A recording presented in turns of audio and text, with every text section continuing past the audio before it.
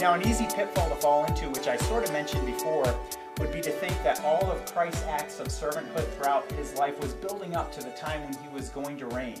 Or, maybe we talk about in the future when Christ comes back, then he's really going to reign. But Jesus wasn't simply taking steps to ruling and reigning, he was actually reigning fully when he was doing these acts of servanthood. And according to Philippians chapter 2, it's because he was focusing on his Father. He was focusing on obedience to his Father.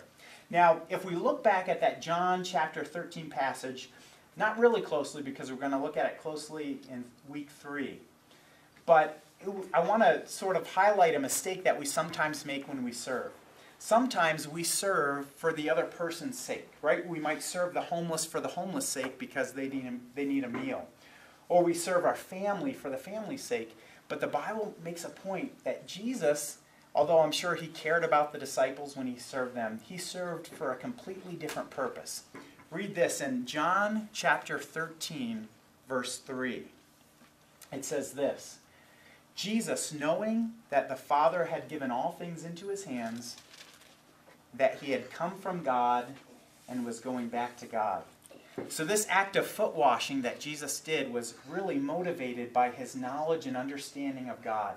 And then if we connect that with the Philippians passage, Philippians 2:8, it says that he humbled himself by becoming obedient to the point of death. In other words, all of Christ's service, his reigning, was motivated by obedience to God. That was the main motivating factor.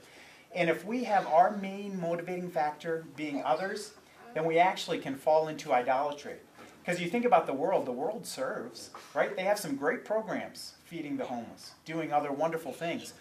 But they're doing it out of motivation of simply service, not out of motivation to obedience to God. So proper reigning is not just serving. It's not just servanthood. It's not just humbling, but it's doing that out of obedience to God and out of a knowledge of your relationship with the Lord.